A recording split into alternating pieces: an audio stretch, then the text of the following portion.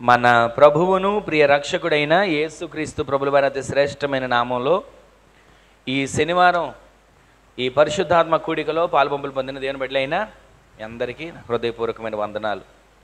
దేవుడు ఎంతవరకు మనలను మన కుటుంబాలను కంచెవేసి కాపాడి ఆయన సజీవమైన రెక్కల నీడలో భద్రపరిచి కృపను విస్తరింపజేసి క్షేమాన్ని దయచేసి ఆరోగ్యం ఇచ్చి ఆయుష్ను పొడిగించిన దేవునికి రెండు చేతులెత్తి దేవునికి స్తోత్రం చెప్దాం. హల్లెలూయా, హల్లెలూయా. ప్రతిదినం మనం మరొక రోజును చూస్తున్నామంటే దేవుని కృప. జనవరి 1వ తారీఖు నుంచి ఈ రోజు వరకు 237 రోజుల పాటు దేవుడు మనలను మన కుటుంబాలను కంచివేసి కాపాడుతూ వచ్చాడు. ప్రతిదినం కూడా దేవుడు నాకు ఏమి ఇచ్చాడు అని అనుకోవడం కంటే, దేవుడు నాకు ఏం చేశాడు అని బాధపడడం కంటే, మనం సజీవులుగా ఉండేటట్లుగా దేవుడు కృప చూపించాడు. అందుని బట్టి దేవుని స్తుతించి ఆరాధించే వరకు మనం మార్చబడాలి. ప్రతిరోజు నేను ఎందుకు ఈ మాట మీకు జ్ఞాపకం చేస్తానంటే, కొన్నిసార్లు మనం ఈ ఆత్మీయ జీవితంలో ముందుకు కొనసాగుతున్నప్పుడు ఒడిదుడుకులు వస్తాయి, ఎత్తు పల్లాలు వస్తాయి, మెరక లోతులు వస్తాయి. కానీ మనం వాటిని చూసి మన పైన అక్కడే ఆగిపోయేటట్లుగా మనం ఉండకూడదు. సమస్యను చూసి మనం ఆగిపోతే ఇంకా ఆత్మీయ బిడ్డలకు ఎలా మార్చబడదాం, ఎదగలుగుతాం? ప్రతిరోజు ప్రతి క్షణం సమస్యను దాటగలిగిన వారిగా దేవుడు మనల్ని నిలబెట్టును గాక. గట్టిగా చెప్పండి ఆమేనని. సమస్యలు ప్రతి ఒక్కరి జీవితంలో వస్తాయి. విశ్వాసులుగా ఉన్నా వస్తాయి, సేవకులుగా ఉన్నా వస్తాయి. అసలు దేవుని ఎరగకపోయినా సమస్యలు వస్తాయి. దేవుని ఎరగని వాళ్ళకి ఏ సమస్య లేదండి అని మనం ఆలోచించడానికి అసలు తావే లేదు. దేవుని ఎరగని వారైనా, దేవుని ఎరిగిన వారైనా, అభిషేకించబడి సేవ చేస్తున్న వారైనా ఏదో ఒక సమస్యతో ప్రతి ఒక్కరు నలుగుతూనే ప్రతి ఒక్కరి జీవితం కొనసాగుతూనే ఉంది. కానీ మన నిరీక్షణలో తెలుసా, మన శ్రమలో, మన కష్టంలో, మన బాధలో, మన ఇరుకులో, మన అనారోగ్యంలో, మన బలహీనతలో మన ఒంటరి వారం కాదు. మన కుడి పక్కన మన దేవుడు ఉన్నాడు. గట్టిగా ఆమేన్ చెప్పండి. మన పక్షాన దేవుడు ఉన్నాడు. ఆమేన్ చెప్పండి. 16వ కీర్తనలో ఒక మాట ఉంటుంది, నేను నీ కుడి పక్షాన ఉన్నాను గనక నీవు కదల్చబడవు. మనం ఎందుకు కదల్చబడాలి? ఎందుకు మనం కదిలిపోతుంటాం? ఎందుకు మనం కదిలేవారిగా మార్చబడతామంటే ప్రార్థన అనుభవం లేక కదిలిపోతుంటాం. ఒక మాట చెప్పి నేను వాక్యంలోకి వెళ్తాను. ఒక చోటంట 2 ఇళ్ళు కట్టబడ్డాయి. సుందరమైన ఇల్లు, అందమైన ఇల్లు, ఒకే రకంగా కట్టబడిన ఇల్లు, ఒకేలాగా కనబడుతున్నాయి. పెంకులు ఒకటి వేశారు, గోడలు ఒకలాగే కట్టారు, కిటికీలు ఒకలాగానే కట్టారు, గుమ్మాలు ఒకలాగానే కట్టారు. కానీ 2 ఇళ్ళను చూసిన వాళ్ళందరూ అనుకుంటారంట, అబ్బా ఎంత చక్కగా కట్టారండి ఇల్లు, ఎంత అందంగా ఉన్నాయండి ఇల్లు. 2 చూస్తే ఏ ఇల్లు ఏదో మనం ఒక్కొక్కసారి గుర్తుపట్టలేని పరిస్థితిగా ఉందే. ఫలానా వైపు ఫలానా వారి ఇల్లు, ఫలానా వైపు ఫలానా వారి ఇల్లు గుర్తుపెట్టుకుంటే తప్ప మనం కొన్నిసార్లు మోసపోయి బెత్తరపోయే పరిస్థితులు కూడా ఉన్నాయి కదా అని అనుకుంటున్నారంట. ఆ ఇల్లుకి ఒక రోజున గాలొచ్చి కొట్టిందంట, ఒక రోజున వానొచ్చి కొట్టిందంట, ఒక రోజున వరదొచ్చి కొట్టిందంట. ఆ 2 ఇళ్ళకు ఇదే పరిస్థితి వచ్చింది. గాలి వచ్చింది, తర్వాత వర్షం వచ్చింది, వర్షం తర్వాత ఏమొచ్చింది? వరదొచ్చింది. ఈ 3 వచ్చే ఇంటిని కొట్టగా ఒక ఇల్లు కుప్పగూలిపోయిందంట. అందరూ చూసి అనుకున్నారు, ఇదేంటి 2 ఇళ్ళు ఒకలాంటివే కదా, 2 ఇళ్ళు ఒకే రకంగా కట్టారు కదా, ఒకే సిమెంట్ వాడారు, ఒకే రాయి వాడారు, ఒకే కలర్ వాడారు, ఒకే పెంకు వాడారు, ఒకే గుమ్మం వాడారు, ఒకే కిటికీ వాడారు. ఆ ఇల్లు స్థిరంగా ఉండడానికి కారణం ఏంటి? ఈ ఇల్లు పడిపోవడానికి కారణం ఏంటి? ఇక్కడ మనం గమనిస్తేనంట బైబిల్ గ్రంథంలో రాయబడిన మాట, 2 ఇళ్ళు ఒకేలాగా ఉన్నాయి, కనబడుతున్నాయి. దేవుని నమ్మిన వాళ్ళు, దేవుని నమ్మని వాళ్ళు, భక్తి చేసేవాళ్ళు, భక్తి చేయని వాళ్ళు, ప్రార్థనకి వెళ్ళేవాళ్ళు, ప్రార్థనకి వెళ్ళని వాళ్ళు ఒకేలా కనబడుతున్నారు. కానీ ఒకేలాగా కనబడుతున్నా గాలి అనే శ్రమ వస్తుంది, వర్షం అనేటువంటి సమస్య వస్తుంది, ఆఖరికి వరద అనేటువంటి ప్రవాహం కూడా వస్తుంది. వచ్చినప్పుడు ఆ శ్రమలలో, ఆ కష్టంలో, ఆ సహనంలో నిలబడగలిగిన ఇల్లులాగా ఉంటున్నామా, కూలిపోయే ఇల్లులాగా ఉంటున్నామా? ఒక్కసారి మనల్ని మనం ఆలోచన చేసుకొని మన ఆత్మీయ జీవితాన్ని నడిపించుకోవాలి. ఎందుకంటే ఆ కూలిపోయే ఇల్లుకి కారణం ఏంటో తెలుసా? పునాది లేదు, ఇసుక మీద కట్టబడింది. ఆ కూలిపోయిన ఇల్లుకు కారణం ఏంటో తెలుసా? శ్రమలు రానంత వరకు భక్తి కలిగిన ఇల్లులా కనబడింది. శ్రమలు రానంత వరకు నాకేం తక్కువ, అన్నీ ఉన్నాయి అన్నట్లుగా ఉంది. శ్రమలు రానంత వరకు అందరి దృష్టిలో కూడా 2 ఇళ్ళు సమానమే, ఏం తక్కువ కాదు అన్నట్లుగా ఉంది. ఎప్పుడైతే గాలి, వర్షం, వరద ఆ ఇల్లును రెండిట్లని కొట్టాయో, పునాది మీద ఇల్లు ఇంచ కూడా కదల్చబడకోకుండా స్థిరంగా ఉన్నట్లుగా మనము క్రీస్తు అనే బండ మీద మన ఆత్మీయ పునాదిని వేసుకునేటట్లు దేవుడు సహాయం చేయునుగాక. ఆ క్రీస్తు అనే బండ మీద మన పునాది ఉంటే ఏ సమస్య వచ్చినా మనం భయపడక్కర్లేదండి. క్రీస్తు అనే బండ మీద మన పునాది ఉంటే ఏ శత్రువు వచ్చినా మనం భయపడాల్సిన పని లేదండి. క్రీస్తు అనే పునాది మీద మన ఇల్లు ఉంటే, మన ఆత్మీయ జీవితం కట్టుకుంటే ఎలాంటి ఉపద్రవం వచ్చినా మన నిరీక్షణ తెలుసా? నా దేవుడు నా కుడి పక్షాన ఉన్నాడు గనక నేను కదల్చబడను. గట్టిగా ఆమేన్ చెప్పండి. మనము కదల్చబడని ఇంటిగా దేవుని సందులో ప్రతిరోజు కనబడే వ్యక్తులుగా మార్చబడుదుము గాక. కదల్చబడటం, కూలిపోయే ఇల్లు అంటే ఈ లోక సంబంధంగా శ్రమలు, కష్టాలు, నష్టాలు, అనారోగ్యాలు, బలహీనతలు, ఇరుకులు, ఇబ్బందులు, ఆర్థిక పరిస్థితులు, అప్పులు, ఎన్నో సమస్యలు, తిప్పలు ఉన్నాయి. కానీ మన నిరీక్షణ ఒకటే, నేను క్రీస్తు అనే పునాది మీద కట్టబడిన జనాంగముగా, క్రీస్తు అనే పునాది మీద నిర్మించబడిన ఇంటిగా, క్రీస్తు అనే పునాది మీద కట్టబడినటువంటి గృహముగా నేను మార్చబడతాను అనేటువంటి ఒక నిరీక్షణ మనలో ప్రతిరోజు దేవుడు పెట్టించునుగాక. ఎందుకో దేవుడి పరిశుద్ధాత్ముడు ప్రేరేపణ ద్వారా ఈ 2 మాటలు మీకు చెప్పాను. ఒకసారి వాక్యంలోకి వెళదాం. యోవేలు ప్రవచన గ్రంథం 2వ అధ్యాయం 23వ వచనంలో 3వ లైన్ నుంచి రాయబడిన మాటను నేను చదువుతున్నాను, చూడండి. యోవేలు ప్రవచన గ్రంథం 2వ అధ్యాయం 23వ వచనంలో ఆ 3వ లైన్ నుంచి, తన నీతిని బట్టి ఆయన తొలకరి వర్షమును మీకు అనుగ్రహిస్తాడు. ఆమేన్ చెప్పండి. ఎవరిని బట్టి అంట? తన నీతిని బట్టి. అంటే మనలో ఉన్న నీతిని బట్టి, మనలో ఉన్న భక్తిని బట్టి, మనలో ఉన్న ప్రార్థనను బట్టి, మనలో ఉన్న పరిశుద్ధాత్మను బట్టి, మనలో ఉన్నటువంటి ఆయన కొరకు జీవించే విధానాన్ని బట్టి, మనలో ఉన్నటువంటి క్రియలను బట్టి పరిశుద్ధాత్మ దేవుడు ఏం చేస్తాడో తెలుసా? ప్రతిరోజు ఆయన సన్నిధిలో అడుగు పెడుతున్నారే, ప్రతిరోజు ఆయన సన్నిధిలో ప్రార్థన చేస్తున్నారే, ప్రతిరోజు ఆయన ముఖాన్ని చూడాలని ఆశ కలిగి ఉన్నారే, వారందరి మీద అంట తొలకరి వర్షమును దేవుడు కుమ్మరించబోతున్నాడు. ఆమె చెప్పండి గట్టిగా. తొలకరి వర్షాన్ని దేవుడు కుమ్మరించబోతున్నాడు. గట్టిగా ఆమె చెప్పండి. తొలకరి వర్షం అంటే దీవెన. మరొక చోట రాయబడి ఉంటుంది, తొలకరి వర్షపు దీవెనల చేత ఆయన మిమ్మల్ని నింపుతాడు. ఈ రోజున ఈ తొలకరి వర్షం మన మీద కురిపించబడాలి. ఈ తొలకరి వర్షం మన మీద ఎప్పుడు కూడా పడాలి. ఎందుకంటే మన ఆత్మీయ జీవితం ఎండిపోకుండా, మన ఆత్మీయ జీవితం సన్నగిల్లిపోకుండా, మన భక్తి జీవితం దిగజారిపోకుండా, ప్రార్థనలో మనం పడిపోకుండా, ఆత్మీయతలో జారిపోకుండా ప్రతిరోజు పరిశుద్ధాత్మదేవుడు ఏం కోరుకుంటాడో తెలుసా? మన నుంచి మనం ఏదో వెండిస్తాం, బంగారం ఇస్తాం, లేదా డబ్బు ఇస్తామని కోరుకోడు. మనం ఎప్పుడు కూడా మన నుండి కోరుకునేది ఏంటంటే పశ్చాత్తాపం కలిగిన హృదయంతో ఆయన సంధిలో ప్రార్థన చేసేవారిగా మార్చబడాలి. 2 వ్యక్తులంట దేవుని సంధిలోకి వెళ్ళి ప్రార్థన చేయడం మొదలు పెట్టారు. 2 వ్యక్తుల ప్రార్థన దేవుడు వింటున్నాడు. 2 చేసే ప్రార్థన దేవుడు ఆలకిస్తున్నాడు. మందిరంలోకి వచ్చి ఆ 2 వ్యక్తుల్లో ఒక వ్యక్తి ముందుకు వచ్చాడంట. వచ్చి, అయ్యా నాకు ఎంత ఉన్నతమైన స్థితి ఇచ్చావు, నీకు వందనాలు. ఇంత చక్కటి భాగ్యం, ధనం, ఆస్తి, ఐశ్వర్యం ఇచ్చావు, నీకు వందనాలు. ఏ రోజైనా నీవు ఇచ్చిన దాన్ని బట్టి నేను ఉపవాసం ఉండడం మానేనా? ఉపవాసాలు చేస్తానే ఉన్నా. ఇదిగో నీ సంధికి మానక వెళ్తూనే ఉన్నా. నాకు ఇచ్చిన దాంట్లో 10వ భాగాలు తీసుకొచ్చి ఇస్తున్నా. కొత్తిమీరలో, జీలకర్రలో, పుదీనాలో, ఇదిగో పప్పులో, ఉప్పులో అన్నిట్లో నీకు 10వ భాగం తీసుకొని ఇస్తున్నాను కదా.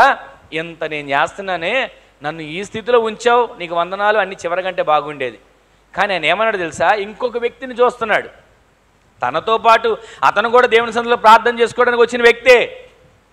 తనతో పాటు అతను కూడా దేవుని సందులో మొర్ర పెట్టడానికి వచ్చిన వ్యక్తే.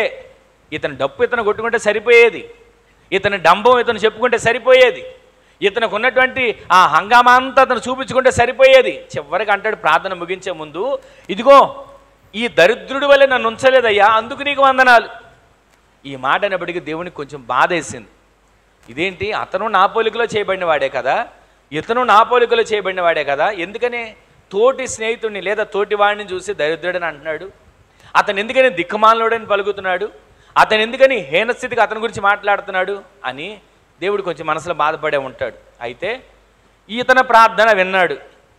ఆ వ్యక్తి కూడా ఇతను ప్రార్థన చేసేంతవరకు అతను ప్రార్థన చేసుకుంటూనే ఉన్నాడు. అతని ప్రార్థన ఎలా ఉందంటే, దేవుని సన్నిధిలో ఆకాశం వైపు కన్నులు ఎత్తలేక, అయ్యా అని ఆయన వైపు తిరగలేక, ఆకాశం వైపు ఆయనను చూసే యోగ్యత నాకు లేదయ్యా అని అంటూ రొమ్ము కొట్టుకుంటూ అంటున్నాడంట, అయ్యా పాపినైనా నన్ను కరుణించు, ఇదిగో నా ఆలోచనలు వచ్చిన పాపము, నా తలంపులు వచ్చిన పాపము, నేను చేసిన క్రియల ద్వారా వచ్చినటువంటి శాపము నన్ను వెంటాడుతుంది, అయ్యా నన్ను కరుణించవా, నా పట్ల కార్యాన్ని చేయవా అని దేవుని సందులో అతను పశ్చాత్తాపంతో నీ వైపు తల ఎత్తడానికి కూడా యోగ్యుని కాదయ్యా అని విజ్ఞాపన చేసుకుంటున్నటువంటి అతని జీవితంలో వాళ్ళిద్దరిని దేవుడు గమనించాడు.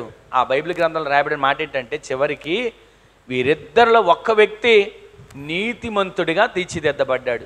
ఎందుకు నేను ఈ మాటలు మీకు జ్ఞాపకం చేస్తున్నానంటే, ఇక్కడ మనం మూలవాక్యంలో చదివాం, తన నీతిని బట్టి తొలకరి వర్షమును దేవుడు మీకు అనుగ్రహిస్తాడు. గట్టిగా ఆమె చెప్పండి. ఎవరి నీతిని బట్టి వారికి తొలకరి వర్షం దేవుడు అనుగ్రహిస్తాడు. ఎందుకంటే మనం లోకంలో మనం సంపాదించుకుంటాం కదా, ఎవరి వ్యాపారాన్ని బట్టి వారికి దేవుడు ఆర్థిక వనరులు సమకూరుస్తాడు. ఎవరి బ్యాంకులో అకౌంట్ ఎంత ఉందో దాన్ని బట్టి దేవుడు వారికి అనుగ్రహిస్తాడు. అలాగే ఎవరు ఎంత కష్టపడుతున్నారో అంతని బట్టి ప్రతిఫలం పొందుకుంటారు. అలాగే ఆత్మీయ జీవితంలో కూడా మన మీద తొలకరి వర్షం పడాలి, మన మీద తొలకరి దీవెన కురిపించబడాలి, మన మీద దేవుని ఆత్మ చేత మనము నింపబడిన వారిగా, ముద్రించబడిన వారిగా మార్చబడాలి అంటే మనము ఒక ముఖ్యమైన వ్యక్తులుగా మనం మార్చబడాలి. మనలో డబ్బున్న వాళ్ళమా, డబ్బు లేని వాళ్ళమా, ఆస్తి ఉన్నవాళ్ళమా, ఆస్తి లేని వాళ్ళమా, పెద్ద వ్యాపారం చేసేవాళ్ళమా, అసలు వ్యాపారం చేయని వాళ్ళమా, పెద్ద ఉద్యోగం ఉన్నవాళ్ళమా, కూలి పని చేసుకునే వాళ్ళమా, ఏమి చూడ దేవుడు తన నీతిని బట్టి ఎవరెవరు ఏ నీతిగా వారు బ్రతుకుతున్నారో వారి నీతిని బట్టి దేవుడు వారి మీద తొలకరి వర్షమును కుమ్మరిస్తాడు. మన మీద తొలకరి వర్షం కుమ్మరించబడాలని ప్రతిరోజు వేడుకోవాలి. తొలకరి వర్షం చేత మనం కప్పబడాలని ప్రతిరోజు ప్రాధేయపడాలి. తొలకరి వర్షము చేత మనం ప్రతిరోజు ఆయన ఆత్మ చేత నింపబడాలని మనం కోరుకోవాలి. తొలకరి వర్షం అంటే ఇప్పుడు వర్షాకాలం కాబట్టి చినుకులు పడుతున్నాయి, అప్పుడప్పుడు తొలకరి చినుకులు పడుతున్నాయి, తడుస్తున్నాం, దాని గురించి కాదు. ప్రతిరోజు అంట దేవుని సన్నిధిలో మనం ప్రార్థన చేసుకుంటున్నామే, ఆ ప్రార్థన ద్వారా మన మీద, మన కుటుంబం మీద, మన నీతిని బట్టి, మన ప్రార్థనను బట్టి, మన భక్తిని బట్టి, మన క్రియలను బట్టి తొలకరి వర్షపు జల్లులు దేవుడు మన మీద, మన సంఘం మీద, మన బిడ్డల మీద కురిపించునుగాక, కుమ్మరించునుగాక. ఆ విధంగా దేవుడి కార్యాలు చేయాలంటే ఏం చేస్తాడో క్లుప్తంగా నేను 3 విషయాలు మీకు జ్ఞాపకం చేస్తాను. తర్వాత వచనాలు చదవండి. ఆ 23 వచ్చిన తర్వాత 24 వచ్చిన నుంచి చదవండి. 23 వచ్చిన ఇంకా మిగిలిన మాటలు చదవండి.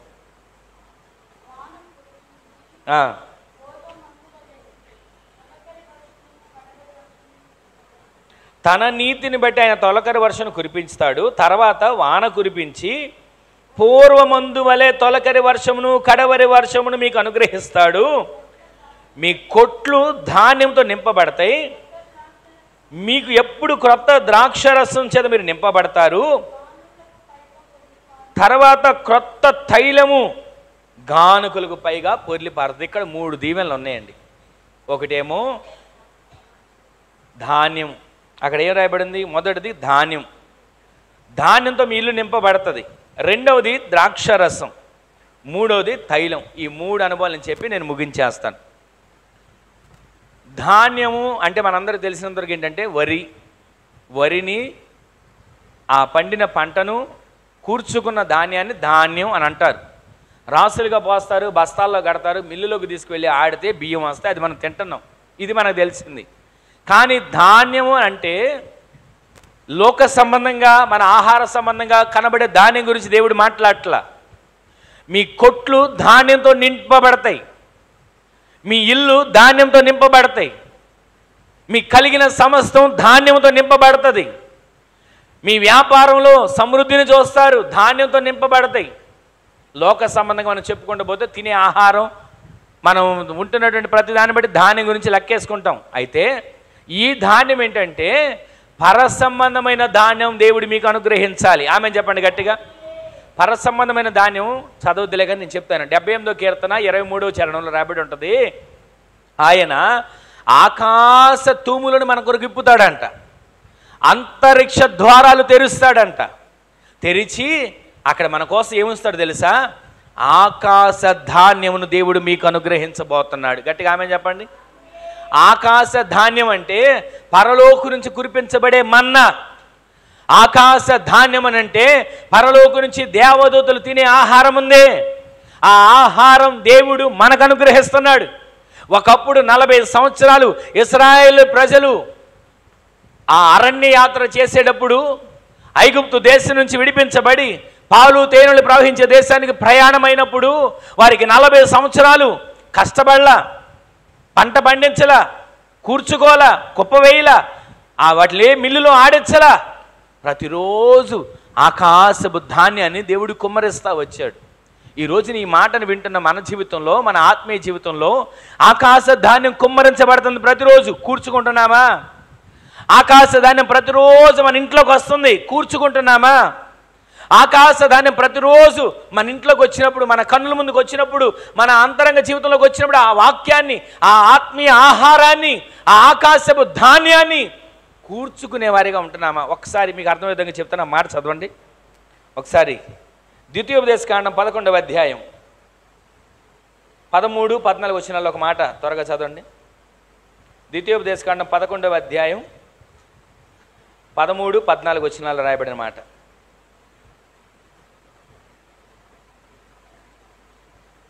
మీ పూర్ణ హృదయముతోనూ మీ పూర్ణ ఆత్మతోనూ మీ దేవుడైన యెహోవాను ప్రేమించి ఆయనను సేవింపవలనని నేడు నేను మీకు ఇచ్చు ఆజ్ఞలను మీరు జాగ్రత్తగా విని ఎడల మీ దేశమునకు వర్షము అనగా తొలకరి వానను కడవరి వానను దాని కాలమున కురిపించదను.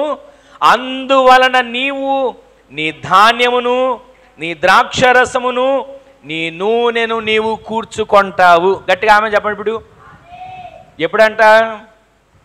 ఎప్పుడు నీవు కూర్చుకుంటావు? ఎప్పుడు ఇవన్నీ నీవు పొందుకుంటావు, కూర్చుకుంటావు అంటే పైన 13వ వచనంలో రాయబడిన మాట ఏంటంటే నీ పూర్ణ హృదయముతోనూ నీ పూర్ణ ఆత్మతోనూ నీ దేవుడైన యెహోవాను నీవు సేవించిన ఎడల, ఆయన ఆజ్ఞలను అనుసరించిన ఎడల, ఆయన కట్టడలను, ఆయన విధులను గైకొనిన ఎడల, ఇవన్నీ చేస్తేనంట ఆయన మన కోసం ఏం చేస్తున్నాడు తెలుసా? నిత్యము నీ ధాన్యాన్ని, నీ ద్రాక్షరసాన్ని, నీ నూనెను నీవు కూర్చుకునే విధంగా దేవుడు నింపబోతున్నాడు. ఆమె చెప్పండి. అది నీవే కూర్చుకోవాలి.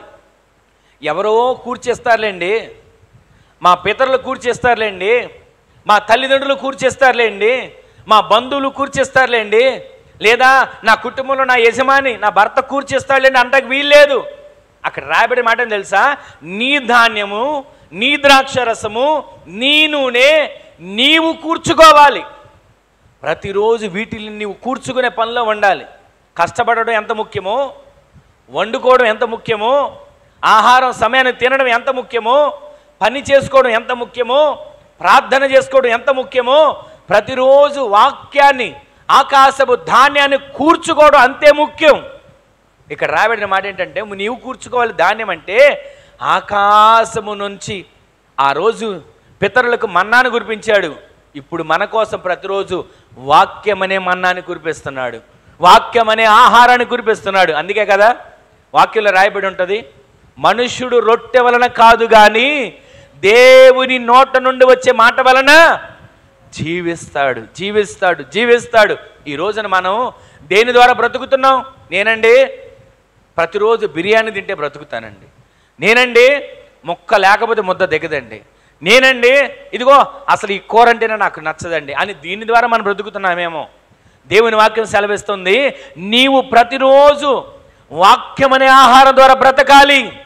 ఈ శరీరానికి ఆహారం ఎంత అవసరమో, ఈ దేహానికి ఆహారం ఎంత అవసరమో, ఆత్మకు కూడా ఆత్మీయ ఆహారం అంతే అవసరం. ఆత్మీయ ఆహారం ఈ ఆత్మకు చేరకపోతే ఆత్మ నీరసమైపోతుంది. ప్రార్థన చేయలేం, పాట పాడలేం, కనీసం ఆరాధన కూడా చేయలేని పరిస్థితిలోకి వస్తుంటాం. ప్రార్థన నీరసంగా ఉందండి, పాట బాధగా ఉందండి, వాక్యమా నిద్ర వస్తుందండి. ఇవన్నీ కలుగుతున్నాయి అంటే కారణం ఏంటో చెప్పనా? ఆత్మకు ఆహారం కరువైంది, ఆత్మకు ఆహారం లోటుగా ఉంది. అందుకే ఆత్మీయ జీవితంలో సన్నగిల్లిపోతాం, అందుకే ఆత్మీయ జీవితంలో వెనకబడిపోవడం, అందుకే ఆత్మీయ జీవితంలో నిరాశ నిస్పృహల్లో నలిగిపోవడం. ఈ రాత్రి దేవుడు, పరిశుద్ధాత్మ దేవుడు మనతో బాధగా చెప్తున్న మాట ఏంటో చెప్పనా? మన ఆత్మ ఎప్పుడు సన్నగిల్లిపోకూడదు, మన ఆత్మ ఎప్పుడు నీరసించిపోకూడదు. శరీరం నీరసంగా ఉన్నా పర్లేదండి, శరీరం ఒకటి బలహీనమైన పర్లేదండి. నేను ఎప్పుడు కోరుకునేది అదే.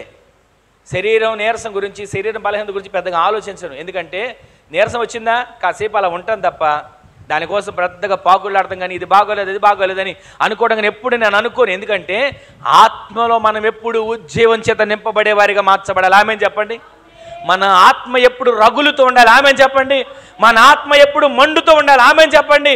మన ఆత్మ ఎప్పుడు దేవుని వాక్యమును ఆకాశ ధాన్యమును కూర్చుకునేటువంటి కృపను నీవు నేను మనందరము మన సంఘ బిడ్డలందరూ పొందుకునేటట్లు దేవుడు నింపునుగాక. ఆ ధాన్యాన్ని నీవు కూర్చుకోవాలి. ఫోన్ తీస్తే వాక్యం వినపడుతుంది కదా, వాక్యం వింటున్నామా? ఇంట్లో టీవీ పెడితే వాక్యం వస్తుంది కదా, వాక్యం వింటున్నామా? శనివారం మందిరానికి వస్తే వాక్యం వినబడుతుంది కదా, వాక్యం వింటున్నామా? ఆదివారం మందిరానికి వస్తే వాక్యం వినబడుతుంది కదా, వాక్యం వింటున్నామా? ఏదైనా గృహ కూడికలో వాక్యం వినబడుతుంది, వాక్యం వింటున్నామా? దేవుడు మనతో మాట్లాడుతున్నాడు, మనం వింటున్నామా? దేవుడు మనల్ని దర్శించాలని కోరుకుంటున్నాడు, మనం గ్రహిస్తున్నామా? దేవుడు మనల్ని దిద్దాలని, దేవుడు మనల్ని కట్టాలని, దేవుడు మనల్ని సరిచేయాలని ఆలోచించి వాక్యము ద్వారా శుద్ధీకరిస్తున్నాడు. అప్పగించుకుంటున్నామా? పరిశుద్ధాత్మ దేవునికి మనం అప్పగించుకుంటే, పరిశుద్ధాత్మ దేవుని వైపు మనం తిరగగలిగితే, మన ఆత్మకు ఏది అవసరమో వాక్యము ద్వారా దేవుడు మనకు అనుగ్రహించబడినప్పుడు అది కూర్చుకునే గుంపులో మనము సిద్ధపరచబడుదుముగాక. ఇశ్రాయేలు ప్రజలకు ఒక మాట చెప్పాడు, అయ్యా ఇశ్రాయేలు ప్రజలతో ఈ మాట చెప్పు మోషే, ప్రతిరోజు ఆకాశం నుంచి మన్నా కురిపించబడుతుంది, ఇశ్రాయేలు ప్రజలందరినీ కూర్చుకోమను, వాళ్ళకి కొలత చొప్పున కూర్చుకోమను, ఎవరికి తక్కువ కాకుండా కూర్చుకోమను, ఎవరికి ఎక్కువ అవసరంలా ఎవరు ఎంత తింటారో అంత కూర్చుకోమను అని అంటే, అందరూనంట ఒక్కొక్కరు అత్యాసపరులు ఎక్కువ తెచ్చి కూర్చుకున్నారంట. తీర చివరకు వచ్చేసరికి చూసేవాడికి కొంతమందికి తగ్గిందంట. తగ్గిందే మాకు తగ్గిందే అని కొందరు బాధపడుతున్నారు, కొందరు అనుకుంటారు మేము ఎక్కువ కూర్చుకున్నాం అని సంబరపడుతున్నారు. చివరాఖరికి వచ్చేసరికి ఏం జరిగిందో తెలుసా? దేవుడు చేసే అద్భుతాలు అలా ఉంటాయి. తక్కువ కూర్చుకున్న వారికి తక్కువ కాలేదంట, ఎక్కువ కూర్చుకున్న వారికి ఎక్కువ మిగలలేదంట. ఇది దేవుని వాక్యం. మన హృదయంలో ఎంత మనం భద్రం చేసుకోవాలి అంతే భద్రం చేసుకోవాలి. అలా అని తక్కువ కూర్చుకొని ఎక్కువ చేసుకున్నానని ఆ ఒక్క రోజుతోనే వాక్యంతో నింపబడ్డాను అనుకుంటే సరిపోదు. ఈరోజు తగ్గింది కదా వాక్యం, బలహీనపడ్డాను అనుకుంటే సరిపోదు. ప్రతిరోజు కూడా మన హృదయంలో మన ఆత్మలో వాక్యాన్ని నెమర వేసుకుంటూ, వాక్యాన్ని భద్రం చేసుకుంటూ, వాక్యాన్ని జాగ్రత్త చేసుకుంటూ ఆకాశ ధాన్యాన్ని కూర్చుకునే వారిగా మన ఆత్మీయ జీవితం నింపబడునుగాక. అలా నింపబడాలి అని అంటే కూర్చుకోవాలి, ఆకాశ ధాన్యాన్ని కూర్చుకోవాలి. ఇలాగే కొందరంట వారికి ఒక మాట చెప్తే అన్నాడంట, ఇదిగో రేపటి దినాన ఎవ్వరు రేపటి దినాన్ని మిగుల్చుకోవద్దు, మరలా రేపు ఆహారం దేవుడు ఇస్తాడు. మీరేం పంట పండించక్కర్లా, మీరేం పైరేయక్కర్లా, మీరేం వాటిని పీకి మరలా నాట్లేయక్కర్లా, మీరేమి వాటిని మందు చల్లి వాటిని ఏమి మీరు పెద్ద చేయక్కర్లా, నీరు పెట్టక్కర్లా, కలుపు మొక్కలు తీయక్కర్లా, మందు కొట్టక్కర్లా, మరలా వాటిని మీరు కోసుకోక్కర్లా, కుప్పలేసుకోక్కర్లా, కూర్చుకోవక్కర్లా, వాటిని ఏమి మీరు చేయక్కర్లా. దేవుడే మీకు ఆకాశ ధాన్యాన్ని కొమ్మరిస్తాడంటే ఇంకా కొందరంట అత్యాస బరులు కొంచెం ఆకలి చంపుకొని రేపుడు గుంచుకున్నారు. తెల్లవారేసరికి జరిగింది ఏంటో తెలుసా? అది కంపు కొట్టి పురుగు బట్టి కంపు కొట్టిందంట, లేఖనాలు రాయబడి ఉంది. ఈ రోజున దేవుని వాక్యం మన హృదయంలో నాటబడాలి. ఆకాశ ధాన్యాన్ని మనం కూర్చుకోవాలి. ప్రతిరోజు ఆ ధాన్యం చేత మనం తృప్తిపరచబడాలి, మన ఆకలి తీర్చబడాలి. ఏ ఆకలి? శరీర ఆకలి కాదు, మన ఆత్మ ఆకలి తీర్చబడేట్లుగా వాక్యం అనే ధాన్యాన్ని, ఆకాశ ధాన్యాన్ని, పరలోకపు ఆహారాన్ని కూర్చుకునే వారిగా దేవుడు మనల్ని స్థిరపరచునుగాక. ఈ మాటలు వింటున్న మన జీవితంలో ఈ వాక్యమైన ధాన్యాన్ని కూర్చుకుంటున్నామా? నేను క్లుప్తంగా ముగించేస్తున్నా. మరొక మాట చెప్తాను. ఇంకోటి ఏం కూర్చుకోవాలంట? ద్రాక్షరసాన్ని. ద్రాక్షరసం ఏంటో తెలుసా? మాధుర్యమైన జీవితం. ద్రాక్షరసం ఏంటో తెలుసా? ప్రార్థనా జీవితం. ద్రాక్షరసం ఏంటో తెలుసా? పరిశుద్ధాత్మ జీవితం. మనలో ఎప్పుడు కూడా ఈ లక్షణాలు కనపడాలి. మన పరిమళ సాక్ష్య జీవితానికి గుర్తు ద్రాక్షరసం. మన పరిమళ సాక్ష్యం ఎలా ఉంది? అనేకులను ఓదార్చే సాక్ష్యంగా ఉందా? అనేకులను బలపరిచే సాక్ష్యంగా ఉందా? మన పరిమళ సాక్ష్యం ఎలా ఉంది? అనేకుల శ్రమలలో వారిని లేవనెత్తగలిగిన సాక్ష్యంగా ఉందా? ఇంకా శ్రమల్లో వాళ్ళు ఉంటే వారు దిగజారిపోయే సాక్ష్యంగా ఉందా? మాధుర్యమైన దీవెన కలిగిన ఆ ద్రాక్షరసాన్ని మనం కూర్చుకోవాలి. అంటే మన సాక్ష్య జీవితం పరిమళించాలి, మన ప్రార్థన జీవితం అనేకులకు దీవెనకరంగా మార్చబడాలి. ఆ విధంగా మన ద్రాక్షరసాన్ని కూర్చుకునే వారిగా మనం మార్చబడాలి. మూడవదిగా, సమయం అయిపోతుంది, మూడవది ఒక మాట నేను చెప్పి ముగించేది. మూడవది ఏం కూర్చుకోవాలంటే నూనెను కూర్చుకోవాలి. ఈ నూనె దేనికి సాదృశ్యంగా ఉందంటే పరిశుద్ధాత్మకు సాదృశ్యంగా ఉంది. ఆమెను చెప్పండి. ఈ శనివారం ఈ పరిశుద్ధాత్మ కూడికలో మనం పాలుబొంబులు పొందాం కదా. నూనెను కూర్చుకుంటున్నామా? నూనె లేని వ్యక్తులుగా వెళ్ళిపోతున్నామా? దేవుని సన్నిధికి వచ్చాం, పాట పాడాం, ప్రార్థనలు చేసాం, వాక్యాన్ని విన్నాం, ఆరాధన చేసుకుని వెళ్ళిపోతున్నాం. వచ్చినట్లుగానే మనం వెళ్తున్నామా? వెళ్ళేటప్పుడు నింపబడి వెళ్తున్నామా? ఇది మనం గ్రహించాలి. నూనెనే పరిశుద్ధాత్మను కూర్చుకుంటున్నామా? వాక్యమనే పరలోకపు ఆకాశ ధాన్యాన్ని కూర్చుకుంటున్నామా? మాధుర్యమైన ప్రార్థనా జీవితాన్ని, పరిమళ సాక్ష్య జీవితాన్ని కూర్చుకుంటున్నామా? మూడవదిగా పరిశుద్ధాత్మను కూర్చుకుంటున్నామా? ఏది కూర్చుకొని వెళ్తున్నాం? ఒక్కసారి మనల్ని మనం ఆగి ఆలోచన చేస్తే పరిశుద్ధాత్మ చేత మనము నింపబడేటట్లుగా ప్రతిరోజు పరిశుద్ధాత్మ కొరకు ఎదురు చూసే అనుభవంలో దేవుడు మనల్ని నిలబెట్టునుగాక. ప్రతిరోజు పరిశుద్ధాత్మ అనుభవంలో నింపబడే వారికి మనం మార్చబడాలి. ఆత్మీయంగా, ఆధ్యాత్మికంగా మన ఆత్మీయ జీవితాన్ని ఎప్పుడు కూడా దేవునికి అప్పగించుకొని ఈ మూడు మనల్ని కూర్చుకునేటట్లుగా దేవుడి కార్యాలు జరిగించునుగాక. ఇంకా చాలా మాటలు ఉన్నాయి కానీ సమయం చాలా అయిపోయింది, నేను ముగించేస్తున్నాను. మూలవాక్యం మనం చదివాం. ఏమని? తన నీతిని బట్టి తొలకరి వర్షమును దేవుడు మీకు అనుగ్రహిస్తాడు. తన నీతిని బట్టి తొలకరి వర్షమును దేవుడు మీకు అనుగ్రహించబోతున్నాడు.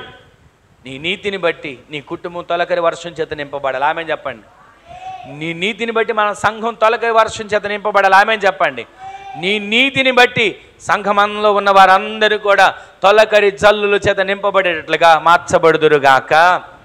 నీ నీతిని బట్టి నీ కుటుంబంలో, నీ బిడ్డలలో, నీ కలిగిన సమస్తంలో తొలకరి జల్లులు నీ కుటుంబంలో దేవుడు కుమ్మరించునుగాక.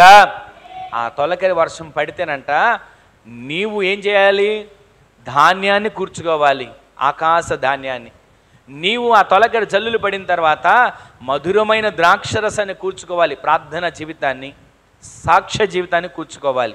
మూడవది నూనెను కూర్చుకోవాలి. ఆ నూనె పరిశుద్ధాత్మకు సాదృశ్యంగా ఉంది. ఆ పరిశుద్ధాత్మ నీవు కూర్చుకుంటే నీ మీద ప్రతిరోజు తొలకరి వర్షాన్ని దేవుడు కుమ్మరించునుగాక. అందరూ లేచి నిలబడండి, చిన్న ప్రార్థన చేసుకుని ముగించుకుందాం. అందరూ కూడా లేచి నిలబడండి, ఒక చిన్న ప్రార్థన చేసుకుని ముగించుకుపోతాం.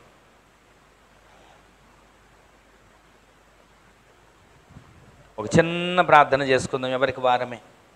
ఒక్క క్షణం దేవుని సన్నిధిలో ఒక చిన్న ప్రార్థన చేసుకోండి. దేవుడు నీ నీతిని బట్టి తొలకరి వర్షాన్ని నీకు అనుగ్రహించాలి.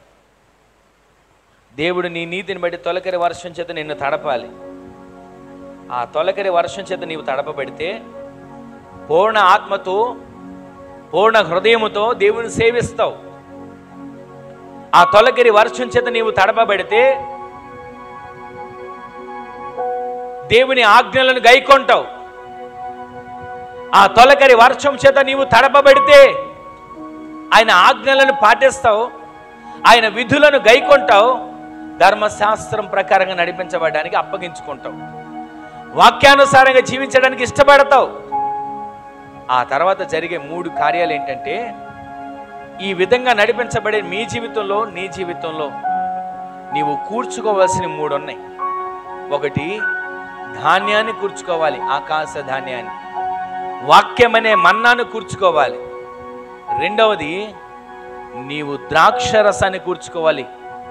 నీ ఆత్మీయ జీవితం మధురంగా మార్చబడే ద్రాక్ష రసాన్ని, నీ పరిమళ సాక్ష్యం కలిగిన ద్రాక్ష రసాన్ని నీవు కూర్చుకోవాలి. మూడవది, నూనెను నీవు కూర్చుకోవాలి, పరిశుద్ధాత్మను కూర్చుకోవాలి. ఈ విధంగా కూర్చుకోగలిగితే మన ఆత్మీయ జీవితం ఫలభరితంగా మార్చబడుతుంది. ఒక క్షణం ఒక చిన్న ప్రార్థన చేసుకోండి. అయ్యా, ఈ 3 విషయాల్లో నా ఆత్మీయ జీవితంలో నేను కూర్చుకునేవానిగా మార్చబడేట్లుగా నా పట్ల కార్యాన్ని చేయమంటూ ఒక చిన్న ప్రార్థన చేసుకోండి.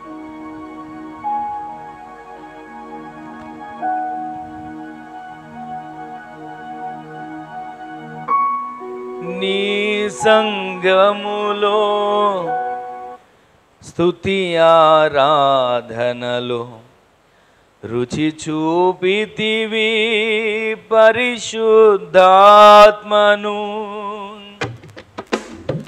నీ సంఘములో స్తుతి ఆరాధనలో రుచి చూపితివి పరిశుద్ధాత్మను. నాలో నివసించి నా తోడుగా నడిచే పరిశుద్ధాత్ముని ఆదరణ పొందితిని. నాలో నివసించి నా తోడుగా నడిచే పరిశుద్ధాత్ముని ఆదరణ పొందితిని. ఇహ పరమందున ఇక నా సహవాసము తండ్రి కుమార పరిశుద్ధాత్మునితో. ఇహ పరమందున ఇక నా సహవాసము తండ్రి కుమార పరిశుద్ధాత్మునితో. ఆరాధించుటకు నీ నామమేగాక వేరొక నామము లేదాయే. ఆరాధించుటకు నీ నామమేగాక వేరొక నామము లేదాయే. యేసయ్యా, తరతరములకు నీవే మా దేవుడవు. యేసయ్యా, తరతరములకు నీవే మా దేవుడవు. ఆ కాలములో పరజనులము మేము నిజమైన దేవుని ఎరుగని వారము. ఆ కాలములో పరజనులము మేము నిజమైన దేవుని ఎరుగని వారము. ఈ కృపాకాలములో ప్రభువా ఈ రక్తము ద్వారా సంధి చేసితివి. ఈ కృపాకాలములో ప్రభువా నీ రక్తము ద్వారా సంధి చేసితివి. తండ్రితో మము ఐక్యపరచితివి.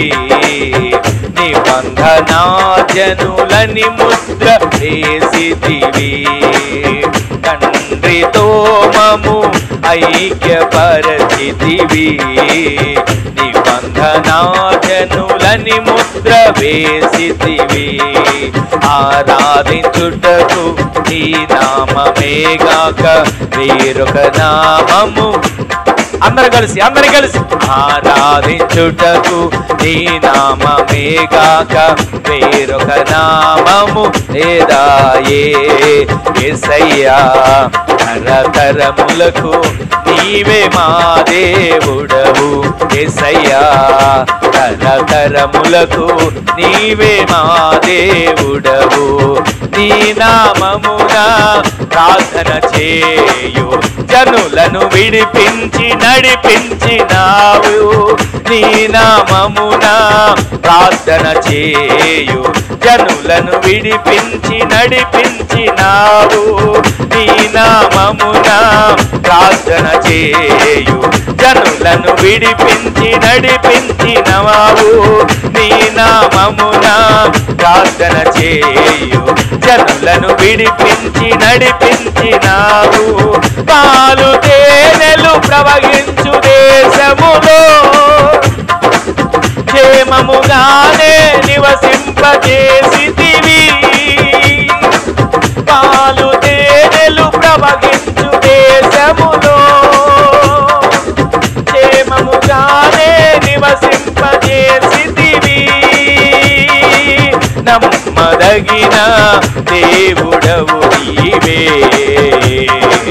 సాటి లేరు ఇళ్ళలో నీకెవ్వరు, నమ్మదగిన దేవుడవు నీవే, సాటి లేరు ఇళ్ళలో నీకెవ్వరు, నమ్మదగిన దేవుడవు నీవే, సాటి లేరు ఇళ్ళలో నీకెవ్వరు, నమ్మదగిన దేవుడవు నీవే, సాటి లేరు ఇళ్ళలో నీకెవ్వరు, నమ్మదగిన దేవుడవు నీవే, సాటి లేరు ఇళ్ళలో నీకెవ్వరు, నమ్మదగిన దేవుడవు నీవే, సాటి లేరు ఇళ్ళలో నీకెవ్వరు, నమ్మదగిన దేవుడవు నీవే, సాటి లేరు ఇళ్ళలో నీకెవ్వరు. ఆరాధించుటకు నీ నామమేగాక వేరొక నామము లేదాయే, ఆరాధించుటకు నీ నామమేగాక వేరొక నామము లేదాయే, ఆరాధించుటకు నీ నామమేగాక వేరొక నామము లేదాయే, ఆరాధించుటకు నీ నామమేగాక వేరొక నామము లేదాయే, ఆరాధించుటకు నీ నామమేగాక వేరొక నామము లేదాయే. యేసయ్యా తరతరములకు నీవే మా దేవుడవు, యేసయ్యా తరతరములకు నీవే మా దేవుడవు, ఆరాధన ఆరాధన ఆరాధన స్తుతి ఆరాధన ఆరాధన స్తుతి ఆరాధన ఆరాధన స్తుతి ఆరాధన. మరణము గెలిచిన నా యేసయ్యా, మరణము గెలిచిన నా యేసయ్యా, మరణము గెలిచిన నా యేసయ్యా, నా గానము స్తుతి జయ గీతము, గానము స్తుతి జయ గీతము, నా గానము స్తుతి జయ గీతము, నా గానము స్తుతి జయ గీతము, నా గానము స్తుతి జయ గీతము, నా గానము స్తుతి జయ గీతము, నా గానము స్తుతి జయ గీతము, నా గానము స్తుతి జయ గీతము, నా గానము స్తుతి జయ గీతము, నా గానము స్తుతి జయ గీతము, నా గానము స్తుతి జయ గీతము, నా గానము స్తుతి జయ గీతము, నా గానము స్తుతి జయ గీతము,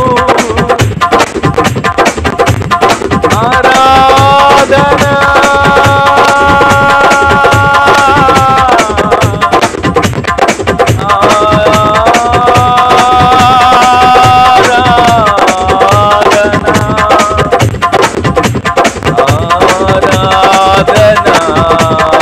Shabarabala Rabaka Turala Raba Riba Shabarabala Rabaka Tirili Riba Shabarabala Rabaka Turala Rabaka Tirila Rika Barabala Rabaka Turala Raba Shabarabala Rabaka Yesaya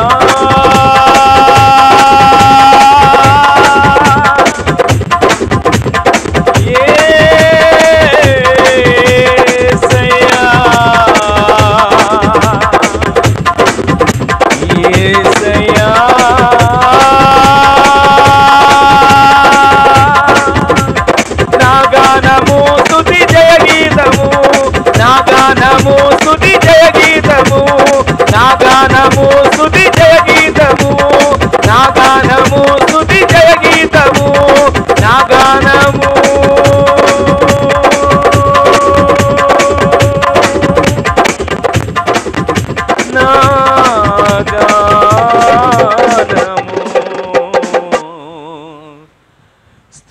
జయగీతము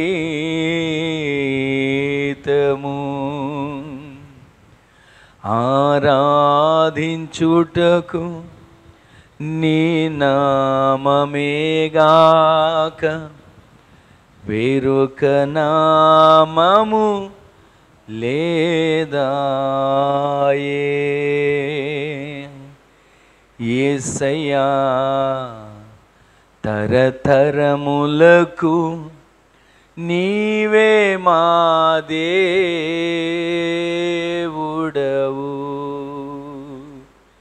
ప్రేమగల తండ్రి, పరిశుద్ధుడా, జీవాధిపతి, గొప్ప దేవుడు, నీకు వందనాలు. ఈ శనివారం ఈ విధంగా నీ సన్నిధిలో మేము చేరి మీ పాదాలు పట్టుకొని ప్రార్థన చేసుకోవడానికి, మా సమస్యలన్నీ పరిష్కరించబడ్డానికి, మనసారా నీ సన్నిధిలో ఆరాధించుకోవడానికి కృప చూపించిన వాడా నీకు వందనాలయ్యా. ఇది నాన్న జరిగిన ఈ శనివారం పరిశుద్ధాత్మ కూడిక ప్రారంభం నుంచి ఈ సమయం వరకు కూడా మీ సన్నిధిని తోడుగా ఉంచినందుకు నీకు వందనాలు. మీ ఆత్మ వర్షమును మా మీద మీరు కుమ్మరించినందుకు నీకు వందనములు. తొలకరి వర్షము మీకు అనుగ్రహిస్తాను అని మీరు మాట్లాడుతూ వచ్చారు కదయ్యా. ఆకాశ ధాన్యమును, ద్రాక్షారసమును, నూనెను మేము కూర్చుకోవాలని, ప్రతిదినము కూడా వాక్యమనే మీ మన్నాన్ని కూర్చుకోవాలని, ప్రార్థనా జీవితాన్ని, పరిమళ సాక్ష్య జీవితాన్ని కూర్చుకోవాలని, పరిశుద్ధాత్మను కూర్చుకోవాలని తేటగా మీరు మాతో మాట్లాడిన ప్రతి మాటను బట్టి నీకు వందనాలు చెల్లిస్తూ, ఈ దినాన నీ సన్నిధిలో పాలుపంపులు పొందిన ప్రతి బిడ్డలను పేరు పేరున దీవించి నీ రాకడ వరకు సిద్ధపరచండి.